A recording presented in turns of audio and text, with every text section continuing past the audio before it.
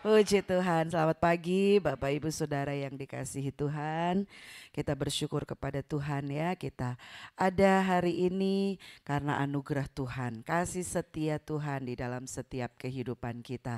Dan kita mau mempergunakan setiap waktu yang Tuhan berikan kepada kita untuk kita boleh beribadah, memuji dan memuliakan Tuhan. Saudara percaya bahwa kuasa Tuhan lebih besar dari segalanya? Amin ya. Kita percaya tidak ada yang tidak dapat Tuhan kerjakan dalam hidup saya dan saudara. Ketika kita percaya, ketika kita sungguh menaruh pengharapan kita kepada Tuhan, Dia yang setia sekalipun segala sesuatunya dalam dunia ini akan bergoncang, tapi Tuhan Dia tidak pernah berubah sampai selama-lamanya ya. Tetap melekat, tetap berharap, bersandar kepada Tuhan. Puji Tuhan. Baik, kembali kita bersama-sama belajar lagi dari firman Tuhan. Ya, kita siapkan diri kita untuk belajar firman Tuhan. Amin, saudara. Saudara sudah siap untuk belajar firman Tuhan? Haleluya. Pastinya sepanjang malam sudah tidur dengan nyenyak ya. Sehingga pagi ini dengan fresh, dengan segar, kita mau menerima setiap kebenaran firman Tuhan. Jangan sampai kemudian perhatian kita teralihkan, saudara, sehingga kita tidak menerima firman Tuhan itu dengan utuh ya. Tapi biarlah setiap kita menerima firman Tuhan itu dengan utuh, menjadi kekuatan buat kita semua, menjadi makanan kita pagi hari ini. Puji Tuhan. Nah, masih belajar dari Injil Matius ya.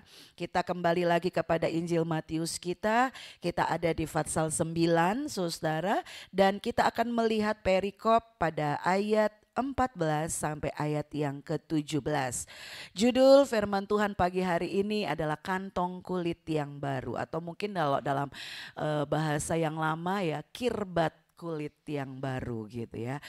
Kantong kulit yang baru. Puji Tuhan. Matius pasal yang ke-9 ayat 14 sampai ayat 17. Saya mengajak kita membaca ayat ini bergantian. Saya ayat 14, nanti Bapak Ibu Saudara semua sama-sama ayat 15, saya 16, nanti Bapak Ibu Saudara sama-sama ayat yang ke-17. Sudah siap?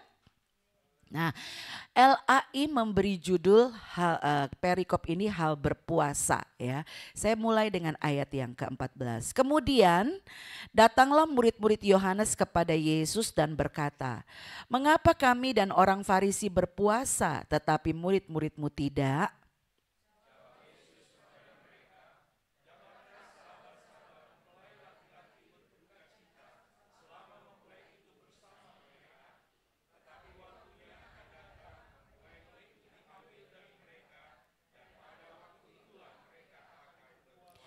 Tidak seorang pun menambalkan secari kain yang belum susut pada baju yang tua.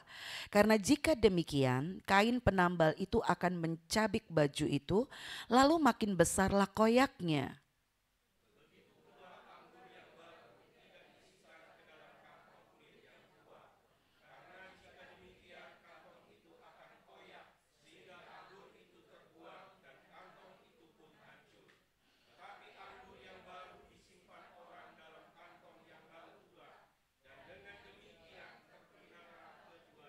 Puji Tuhan, terima kasih. Berbahagialah kita yang membaca, merenungkan dan melakukan kebenaran firman Tuhan. Puji Tuhan. Nah, di dalam apa ya, informasi yang disampaikan melalui medsos ya, ataupun juga yang saya juga bagikan kepada saudara tentang ibadah kita hari ini. Judul dari firman Tuhan kita adalah kantong kulit yang baru, dengan mengangkat ayat pada ayat yang ke-17 bagian B. Tetapi anggur yang baru disimpan orang dalam kantong yang baru pula, dan dengan demikian terpeliharalah kedua-duanya. Nah, Bapak Ibu Saudara yang kekasih dalam Tuhan, kita akan melihat ya perikop ini secara satu persatu ya, ayat per ayat.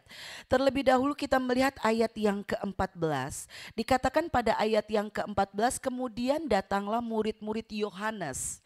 Yang dimaksud Yohanes di sini adalah Yohanes Pembaptis, Saudara, kepada Yesus dan berkata, "Mengapa kami," yaitu Yohanes Pembaptis dan murid-muridnya, "dan orang Farisi berpuasa, tetapi murid-muridmu," murid-murid Yesus maksudnya, "tidak?"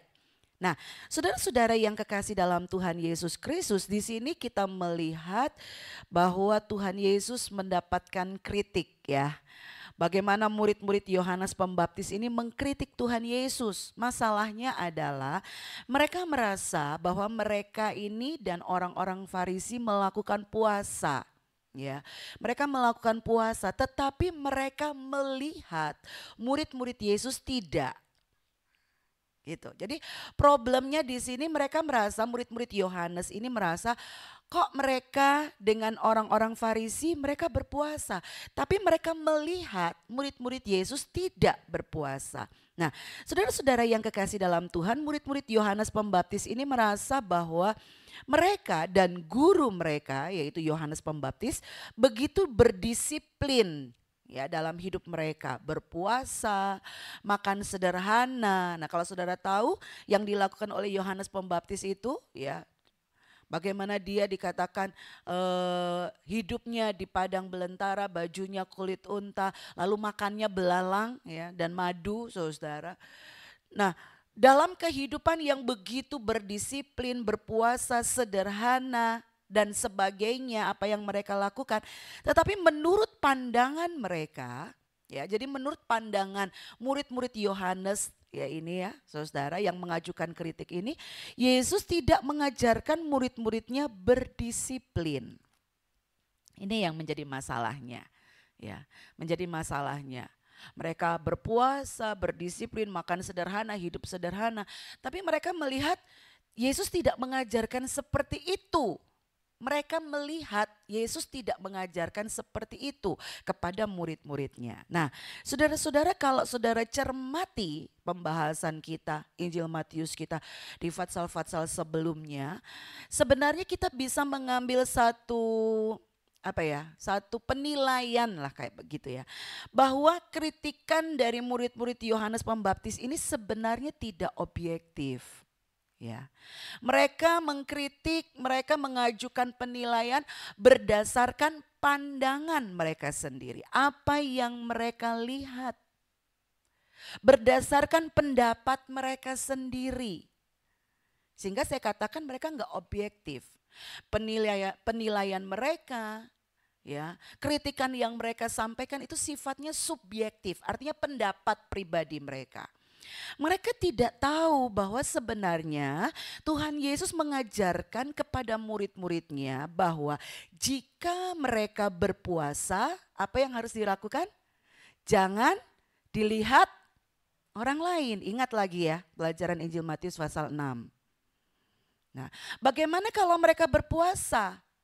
Tuhan mengajarkan bahwa puasa kita itu kita lakukan sifatnya privasi, pribadi antara kita dengan Allah Bapa. Nah, selalu dikatakan dan jika engkau berpuasa, jika engkau berdoa, ya kan? Jika engkau memberi sedekah, yang dilakukan adalah sifatnya adalah hanya Allah Bapa yang melihat dan menilai. Itu sebabnya dari pandangan mereka nggak lihat Yesus dan murid-muridnya berpuasa. Padahal Yesus juga mengajarkan. Ya, bahkan lebih dari apa yang dilakukan oleh orang-orang Farisi dan juga murid-murid Yohanes, mereka melakukannya itu secara pribadi antara mereka dengan Allah Bapa. Nah, saya mengingatkan kembali Bapak Ibu Saudara pelajaran kita tentang berpuasa yang diajarkan oleh Tuhan Yesus. Di dalam Injil Matius pasal 6 ayat 16 sampai ayat yang ke-18. Di situ ya pada pasal 6 itu secara keseluruhan kita melihat ada yang disebut sebagai trilogi pelayanan. Apa trilogi pelayanan itu? Terdiri dari apa? Yang pertama adalah bersedekah. Ya, yang pertama bersedekah. Ini mengajar kita untuk memiliki sikap berbelas kasihan. Lalu yang kedua adalah berdoa. Berdoa di sini artinya kita menjalin hubungan pribadi kita intim dengan Tuhan. Kata Tuhan, jika kamu berdoa masuklah ke dalam kamarmu, tutup pintu. Ya kan? Yang Tuhan suruh adalah masuk ke kamar, tutup pintu, bukan tutup mata. Sehingga kadang-kadang kalau kita melihat orang, dia berdoa nggak tutup mata, gitu. Ya, kadang lalu kita ngejudge, kita menghakimi, kita menilai. Ya, saudara yang kasih dalam Tuhan. Nah, di sini kita melihat Tuhan mengajarkan berdoa itu privasi. Masuk kamar, dikatakan jangan dilihat orang. Kalau perlu enggak perlu orang tahu kita sedang berdoa. Ya, enggak perlu pakai corong, enggak perlu pakai toa. Ya, kita berdoa kepada Bapa yang tidak kelihatan. Maka dikatakan Bapa yang tidak kelihatan itu akan membalas, akan mendengar, akan memperhatikan doa kita. Dan yang ketiga adalah berpuasa. Nih, bersedekah, berdoa, berpuasa. Ini trilogi pelayanan yang diajarkan oleh Yesus yang harus sifatnya adalah pribadi kita dengan Tuhan. Ya. Termasuk juga berpuasa.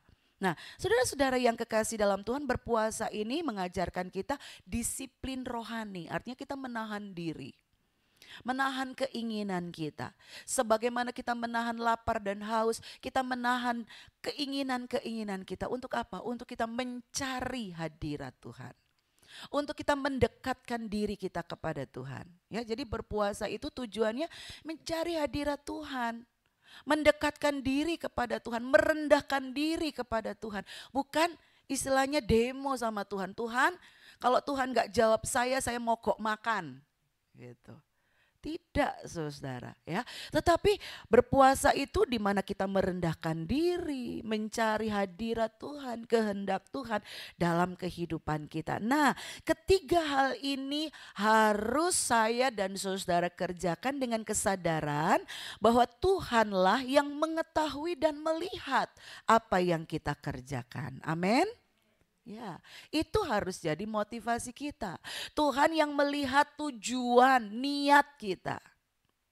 Saya menyampaikan pada waktu itu bahwa berpuasa itu harus ada tujuannya. Jangan jadikan puasa itu hanya sebagai sekedar untuk ya supaya diet lah, ngurangi berat badan. Tidak, saudara, tidak ada artinya. Harus ada tujuannya. Dan motivasi kita mengerjakannya Tuhan itu tahu. Jadi saudara, dalam kita mengerjakan ketiga pelayanan tersebut, bersedekah ya. Bersedekah ini sedikit saya ingatkan lagi, tidak sama dengan memberi persembahan loh ya. Bersedekah ini artinya kita memberikan perbuatan baik kita kepada sesama. Bukan dalam hal pekerjaan Tuhan, bukan dalam hal kita memberi persembahan kepada Tuhan, tidak. Tetapi di dalam kita berbuat baik kepada sesama kita yang membutuhkan. Nah, jadi saudara yang kekasih dalam Tuhan Yesus, di dalam kita mengerjakan pelayanan ini, kita harus memusatkan hati kita itu hanya kepada Tuhan. Jadi kita melakukan bersedekah, berdoa, berpuasa, karena kita ini mengasihi Tuhan gitu. Pusatnya itu adalah untuk Tuhan, kepada Tuhan, bukan untuk yang lain. Bukan juga supaya saya diberkati gitu. Oh, supaya saya ditolong Tuhan. Tidak, saudara. Motivasi atau pusat hati kita dalam melakukan ketiga hal ini adalah hanya kepada Tuhan Yesus saja. Paham ya, saudara? Jangan sampai kemudian kita menilai orang lain berdasarkan pandangan kita sendiri. Pelajaran yang kita bisa ambil dari apa yang dilakukan oleh murid-murid Yohanes Pembaptis ini adalah jangan kita berasumsi. Berasumsi itu artinya menilai orang lain, ya, menurut pendapat kita sendiri. Jangan kita menilai orang lain kalau kita cuma melihatnya, kok dia begitu ya, oh berarti dia begini, gitu misalnya. Ya, sebagai contoh, dalam hal berasumsi ini, saya pernah ikut diklat untuk PAUD ya, anak-anak pendidikan usia dini, saudara. Nah, anak-anak usia dini ini kadang-kadang mereka melakukan tindakan-tindakan yang apa ya? Menurut bagi kita orang dewasa mungkin kayaknya nggak jelas gitu. Misalnya, guru itu menilai ya, melihat melakukan observasi istilahnya, menilai masing-masing anak, memberikan penilaian masing-masing anak khususnya untuk sikap mereka. Misalnya si A, misalnya si Adi misalnya ya. Nah, kita kasih nama aja Adi. Adi ini ternyata anaknya pemarah misalnya. Gurunya memberi nilai seperti itu, pemarah. Kenapa? Karena satu ketika gurunya melihat Adi ini melempar misalnya, melempar pensil warnanya gitu. dan dia tidak mau mewarna misalnya. Lalu gurunya memberi nilai, oh berarti dia pemarah. Karakternya apa? Padahal sebenarnya tidak demikian. Mungkin saja si Adi ini dia melempar pensil warnanya karena mungkin dia stres atau dia tertekan. Kenapa kok pensil warna saya ini tumpul misalnya, tidak nyaman untuk dia mewarnai. Dia perlu cari bantuan tapi nggak ada yang membantu, lalu tindakannya dia ngelempar, dia tidak mau lagi mewarna. Nah, asumsi itu seperti itu, melihat hanya sekedar sekilas, lalu kemudian menarik kesimpulan. Nah, kita nggak boleh menilai orang seperti itu. Ya, kita tidak bisa menilai orang seperti itu, berpandangan subjektif menurut kebenaran kita sendiri. Oh, kalau orang nggak berpuasa seperti saya berarti dia nggak rohani. Atau kalau dia berdoanya nggak seperti saya berarti dia kurang dekat sama Tuhan. Misalnya itu asumsi-asumsi. Dan kita tidak boleh ya menerapkan iman kita kepada orang lain. Nah, punya kadar iman itu orang masing-masing Bapak Ibu Saudara. Ya, kita tidak bisa menerapkan, loh seperti saya ini loh, beriman seperti saya, kamu harus seperti saya. Tidak bisa seperti itu. Masing-masing orang punya pengalaman pribadinya dengan Tuhan, punya tingkat imannya masing-masing, pertumbuhan imannya masing-masing.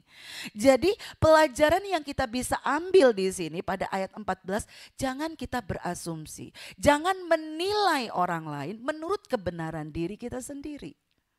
Ya, itu sebabnya ya seperti halnya kita juga minta sama Tuhan. Tuhan beri saya hati seperti hatimu. Beri saya mata seperti matamu. Bisa melihat keadaan orang lain dengan hati yang berbelas kasihan seperti Tuhan Yesus. Nah ini pelajaran untuk ayat yang ke-14 ini. Jadi saudara, pendapat murid-murid Yohanes Pembaptis dan orang-orang Farisi ini berstandar atau berpatokan kepada kebenaran diri mereka sendiri. Nah disinilah jebakan yang sering terjadi ketika seseorang merasa lebih rohani dari orang lain, maka dia cenderung kemudian terbawa arus untuk jadi sombong rohani. Penting sekali untuk memiliki kedewasaan rohani Bapak Ibu Saudara.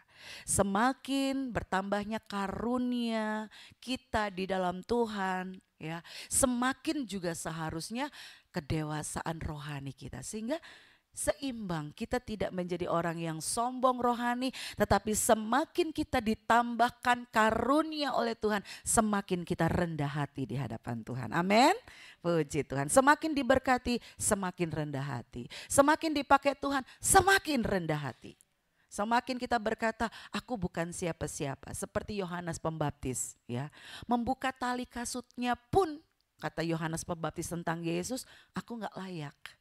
Nah, jadi Bapak Ibu Saudara yang kekasih dalam Tuhan, jangan berpatokan kepada kebenaran diri kita sendiri. Lalu kita melihat pada ayat yang ke-15, ini jawaban Yesus, ya. Bagaimana Yesus menjawab kritikan ini dari murid-murid Yohanes Pembaptis. Jawab Yesus kepada mereka, kepada murid-murid Yohanes Pembaptis. Dapatkah sahabat-sahabat mempelai laki-laki berduka cita selama mempelai itu bersama mereka?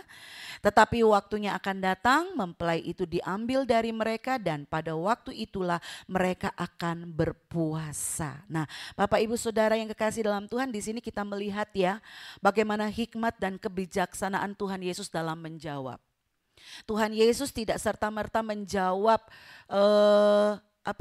yang dapat menimbulkan murid-murid Yohanes Pembaptis ini tersinggung, sakit hati gitu, tertempelak, tidak.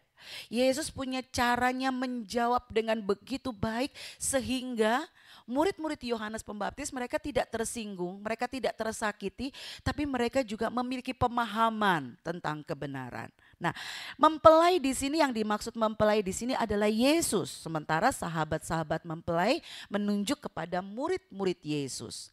Ada saatnya mempelai itu bersama-sama dengan mereka dan mereka bersuka cita. Tetapi ada saatnya juga mempelai itu akan pergi akan diambil dari antara mereka. Dan Yesus katakan pada saat itulah mereka akan berpuasa. Nah kalau kita melihat dari Injil Yohanes pasal yang ke-16 ayat 5 sampai ayat yang ke-6, Yohanes 16 ayat 5 sampai 6, dikatakan di sana tetapi sekarang aku pergi. Yesus berkata ya, Yesus di sini, Yesus pergi kepada dia, kepada Bapa yang telah mengutus Yesus. Dan tiada seorang pun di antara kamu yang bertanya kepadaku, kepada Yesus, kemana engkau pergi? Tetapi karena aku mengatakan hal itu kepadamu, sebab itu hatimu berduka cita. Jadi saudara yang kekasih dalam Tuhan, ketika mempelai itu ya ada bersama-sama dengan sahabat-sahabatnya, sahabat-sahabatnya bersuka cita dikatakan. Ada saatnya nanti mempelai itu akan pergi dan mereka akan berduka cita, mereka akan berpuasa. Nah, pelajaran apa yang kita bisa ambil dari jawaban Yesus ini?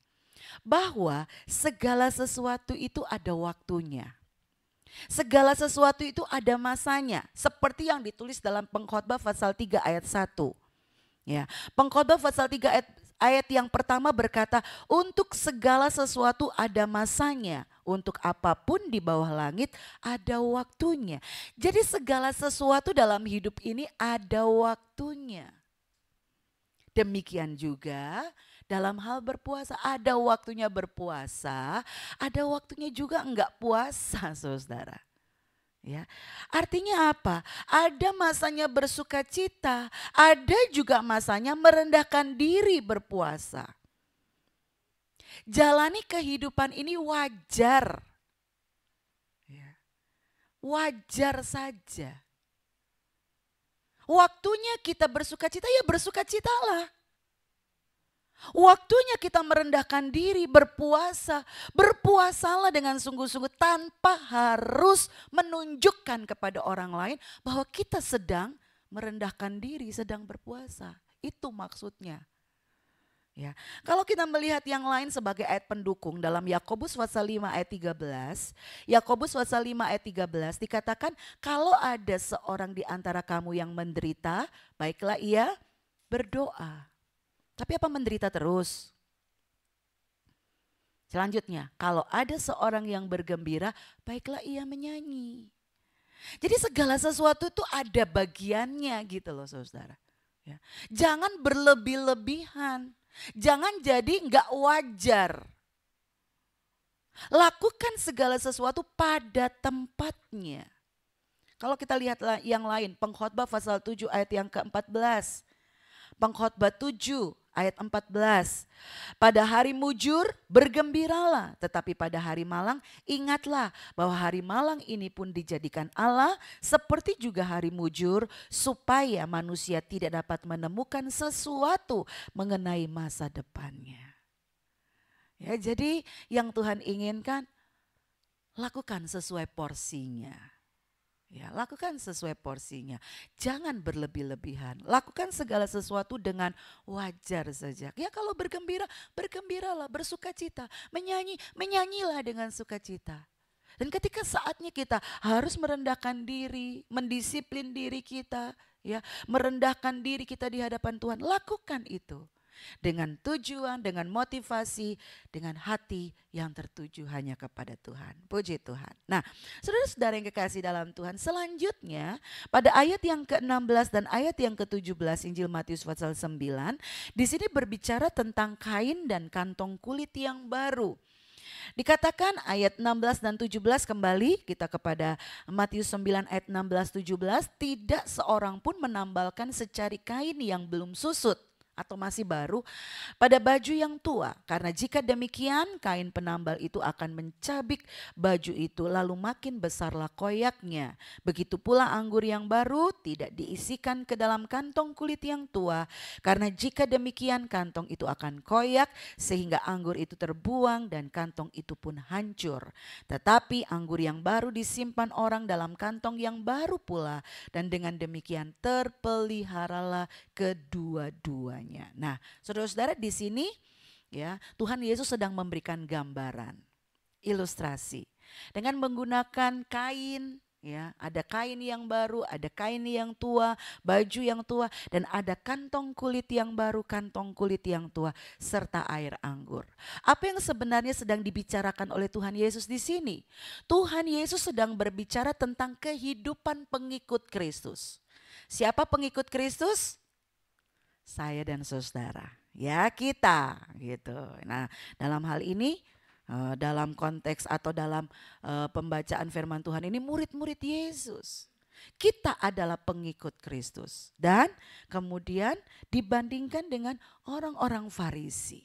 Bagaimana mereka di dalam menjalani hidup. Nah, sedikit kita melihat dulu pengertian-pengertiannya. Secari kain yang belum susut atau secari kain yang baru, ini menggambarkan sepak terjang perilaku, perbuatan yang kelihatan di luar. Yang bisa dilihat oleh orang. Jadi perbuatan kita, sepak terjang kita, perilaku kita ya bisa dilihat oleh orang. Itu digambarkan dengan secari kain ini.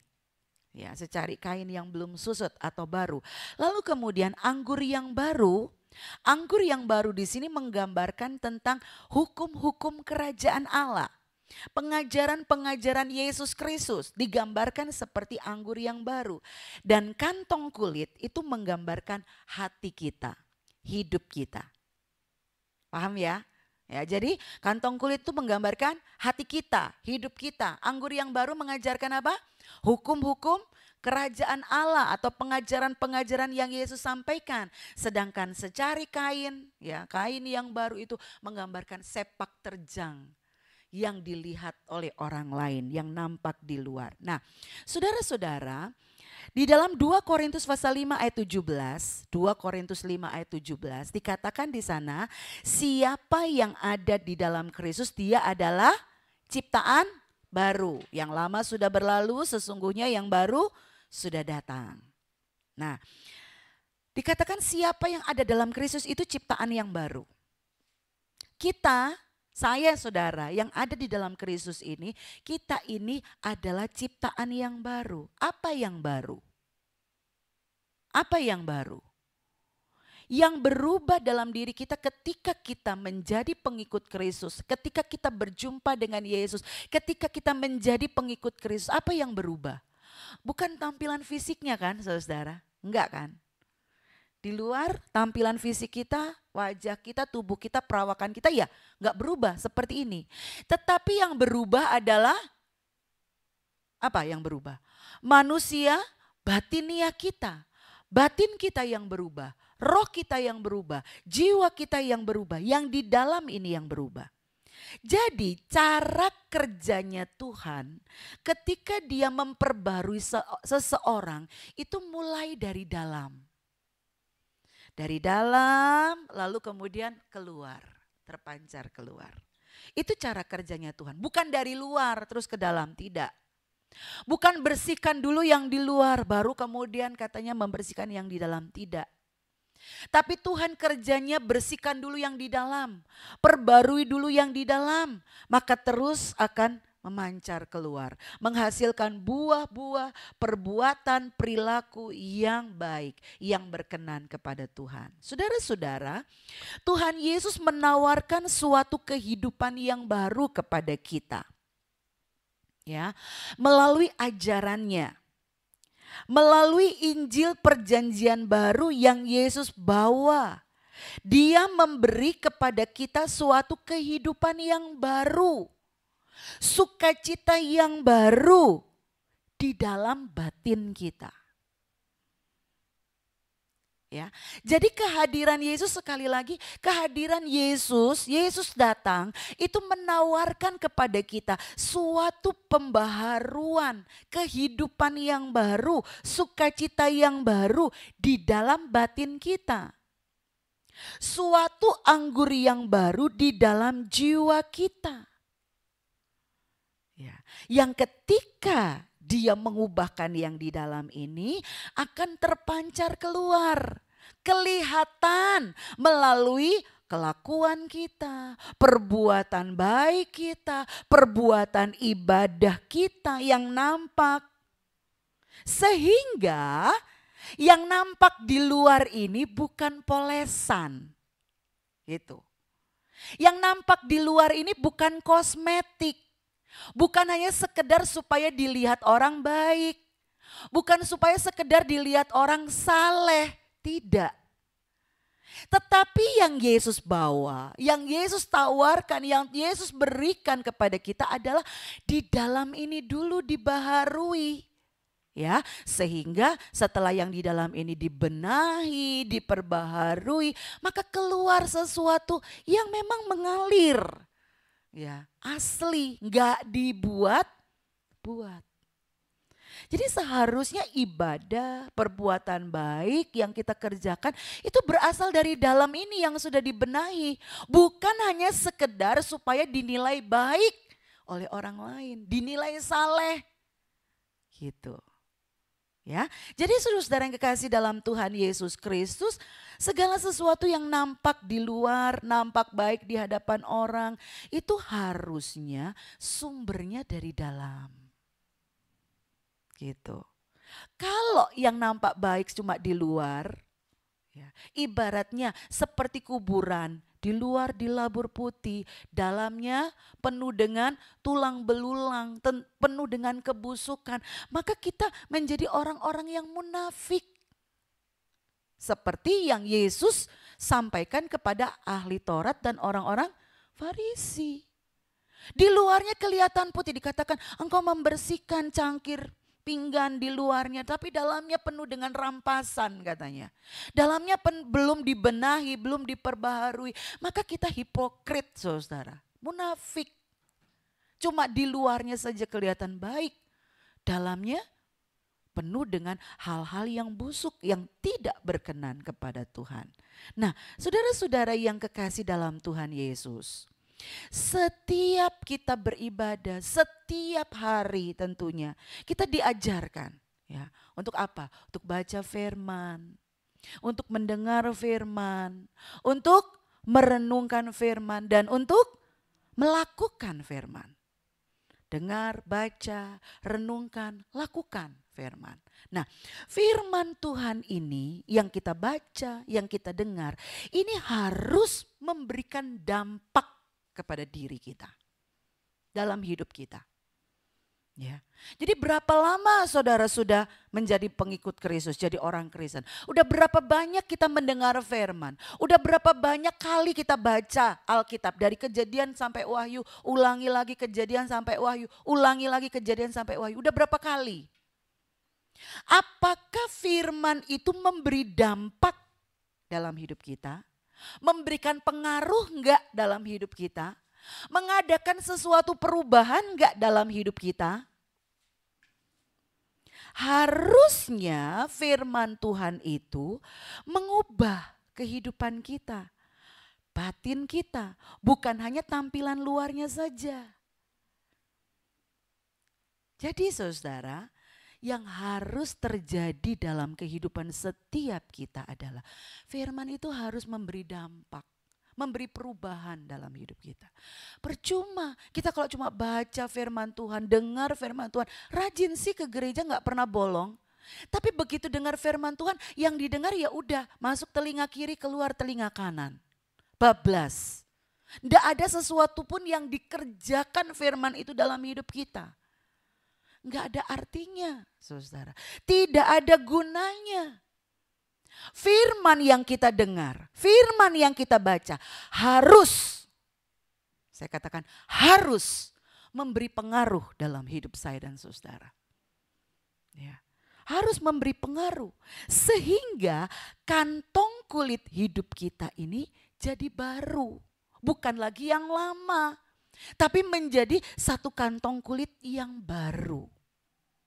Sehingga ketika anggur baru itu dituangkan, dicurahkan, dia bisa masuk, dia bisa menghuni, dia bisa tinggal di dalam kantong kulit yang baru ini.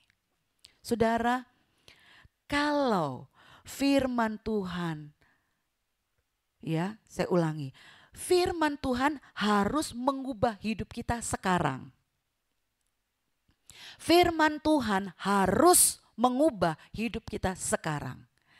Jika tidak, Jika sekarang ini firman Tuhan tidak mengubah hidup kita, maka kelak kita akan dibinasakan oleh firman yang keluar dari mulut Yesus. Ya. Jadi firman Tuhan harus mengubah kita sekarang. Selama kita hidup.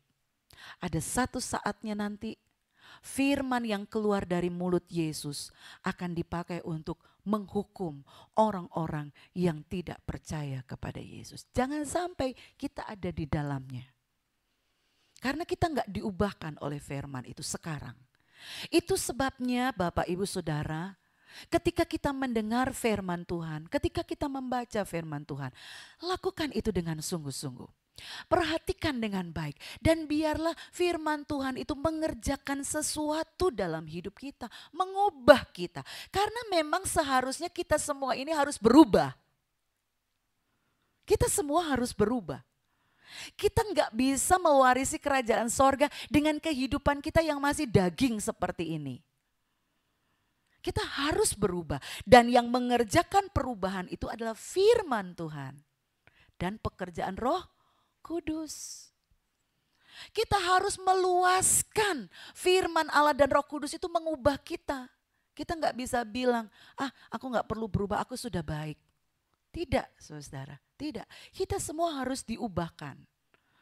Karena ada banyak hal-hal di dalam diri kita ini yang tidak berkenan kepada Tuhan. Jadi kita harus diubahkan. Firman Allah itu harus memberi dampak dalam hidup kita. Menjadikan kirbat kulit hidup kita ini, kantong kulit hidup kita ini menjadi baru. Saudara-saudara yang kekasih dalam Tuhan, yang lama dan yang baru itu gak bisa disatukan. Gak bisa disatukan. Seperti tadi kita baca ya, tidak bisa menambalkan kain yang baru kepada kain yang lapuk, yang tua. Kalau dipaksakan maka justru akan mengoyak baju yang tua itu. Begitu juga anggur yang baru tidak bisa diisikan ke dalam kantong kulit yang sudah tua. Kalau dipaksakan maka kantong kulit yang tua itu akan robek, akan koyak, akan hancur. Lalu anggur baru itu akan terbuang. Sia-sia, percuma, hancur, rusak semuanya. Jadi yang lama dan yang baru nggak bisa disatukan. Jangan pernah berpikir kita, iya saya terima Yesus, saya mau terima anggur baru itu, tapi saya nggak mau melepaskan hidup saya yang lama, nggak bisa. Kita harus merelakan, melepaskan yang lama untuk terima yang baru. Ingat ya, perlu untuk kita ingat yang lama dan yang baru nggak bisa jadi satu, nggak bisa dipersatukan. Saudara-saudara yang kekasih dalam Tuhan Yesus, saya mengingatkan lagi ketika kita belajar Injil Matius. Injil Matius pasal 5 sampai pasal 7, di situ dibahas tentang hukum-hukum Kristus, ya kan? Hukum-hukum kerajaan Allah. Nggak ada istilahnya kalau Taurat mengajarkan mata ganti mata, ya kan? Gigi ganti gigi. Tapi hukum Kristus mengajarkan apa? Ditampar pipi kiri kasih pipi kanan. Diminta bajunya suruh kasihkan jubahnya. Iya kan? Kalau hukum Taurat mengajarkan berbuat zina, kedapatan berbuat zina, lempar batu, rajam batu sampai mati. Hukum Kristus mengajarkan baru ngeliat aja, lalu kemudian tergerak nafsunya, sudah berdosa. Hukum Kristus ini bagaikan anggur baru. Hukum Kristus ini menyempurnakan hidup saya dan saudara. Bagaikan anggur baru yang hanya bisa mengisi kantong kulit yang baru. Nggak bisa manusia lama itu kemudian menerima hukum Kristus seperti itu. Dikatakan tadi pada ayat 16-17 akan koyak, akan rusak, akan hancur. Nah, di sini kita melihat orang-orang Farisi, mereka tidak dapat mengerti ajaran Yesus. Kenapa? Karena mereka adalah kantong kulit yang lama. Mereka melakukan segala sesuatu berdasarkan hukum Taurat. Mereka mencari pembenaran melalui melakukan hukum Taurat. Melakukan hukum Taurat, maka mereka akan dibenarkan. Di dalam Kristus kita dibenarkan karena apa? Karena melakukan hukum Taurat? Karena melakukan kebaikan? Tidak. Di dalam Kristus saya dan saudara dibenarkan karena anugerah. Karena kasih karunia. Karena pengorbanan Yesus, pekerjaan Yesus di kayu salib. Hukum Taurat itu tidak bisa mengubah hidup orang. Hukum Taurat itu tidak bisa membenarkan. Karena firman Allah katakan tidak ada seorang pun yang bisa mengerjakan hukum Taurat itu dengan sempurna. Karena saking tingginya standar Taurat itu. Tidak ada orang yang bisa mengerjakannya dengan sempurna. Justru dengan hukum Taurat kita semakin melihat bahwa hidup kita ini ada di bawah hukum dosa. Sehingga Rasul Paulus dia berkata, aku ini manusia celaka. Ingin melakukan yang baik, yang jahat justru dikerjakan. Itulah orang-orang yang ada di bawah hukum Taurat.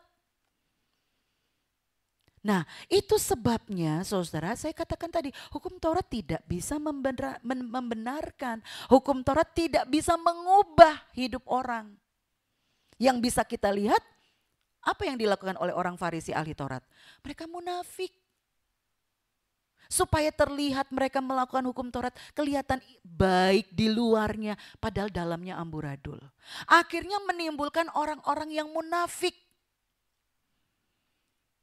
Nah, saudara-saudara yang kekasih dalam Tuhan, perlu ada di dalam Kristus. Perlu saudara dan saya ini mengizinkan. Kalau saudara dengar firman, izinkan firman. Iya Tuhan, firman itu buat saya. Jangan sekali-kali kita berkata, oh firman itu cocok buat si A. Oh firman ini cocok untuk si B. Tidak, katakan firman ini untuk saya. Dan luaskan firman itu mengubah hidup kita. Bagaimana firman itu mengubah hidup kita? Ketika kita menerimanya dengan iman dan kita mengerjakannya. Kita melakukannya. Seperti itu. Nah, saudara-saudara yang kekasih dalam Tuhan, kalau saudara nanti kita ya, insya Allah kalau Tuhan kasih waktu, kita belajar banyak surat-surat dalam Alkitab. Surat Roma, ya, inti dari surat Roma itu berbicara bahwa orang tidak dibenarkan oleh karena melakukan hukum Taurat, melainkan oleh kasih karunia.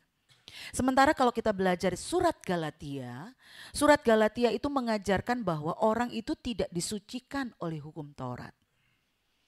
Ya, jadi saudara yang kekasih dalam Tuhan perlu anugerah. Perlu kasih karunia, perlu firman Allah dan Roh Kudus untuk membenarkan kita, mengubahkan kita, ya, membaharui hidup kita dari sehari ke sehari. Ada upaya, ada usaha untuk menggabungkan yang lama dengan yang baru, ada saudara. Dan itu tidak mungkin bisa terjadi. Contohnya adalah jemaat Galatia. Jemaat Galatia ini sudah dibaharui dalam Kristus, ya. Mereka sudah menerima anugerah Kristus. Mereka sudah menerima karya Kristus, keselamatan di dalam Kristus. Nah, mereka kemudian mau kembali lagi kepada ritual Taurat. Oh, supaya bisa diterima oleh saudara-saudara yang Yahudi, yang dari Yerusalem. Mereka ikut-ikutan mau melakukan lagi ritual hukum Taurat. Apa yang Rasul Paulus katakan? Galatia pasal 3 ayat 3. Rasul Paulus dia berkata, Galatia 3 ayat 3.